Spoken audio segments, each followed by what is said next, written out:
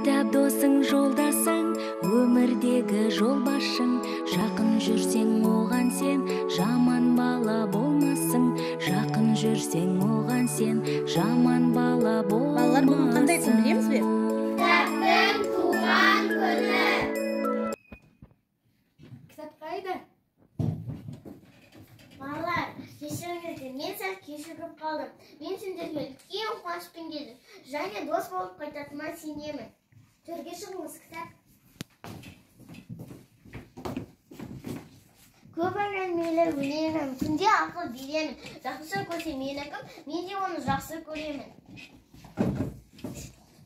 Кітап арабша жазба, ал түркше дәптер мерзімі, баспасөз, басылым деген сөз. Рухани қазына, байлық, өмір, тарих сыры. Алғашқы кітап жазу құпиясын тек дінпазлар мен монахтар ғана білген.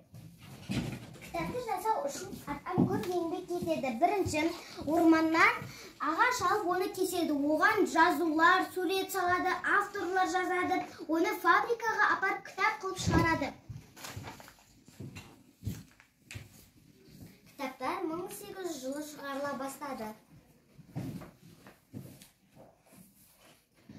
Достарға толы маңайын, татулық сәтті бәрінен. Ерекше сені санаймын, құшақтап жүрмін әлімен. Оқу ұлттық құрметте, күріста кілетте, кішілері тапшы, бәқ жүрмей бірбеттер.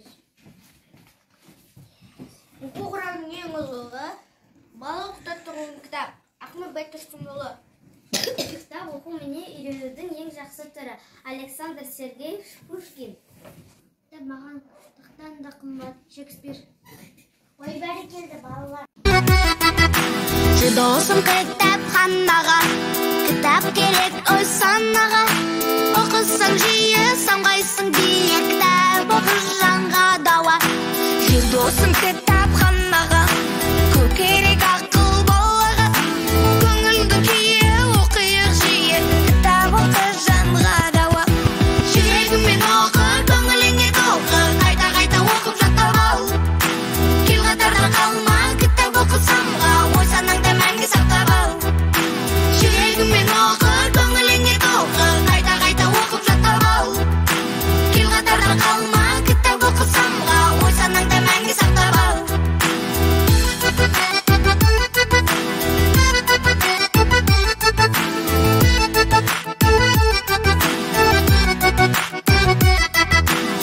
Досым кітап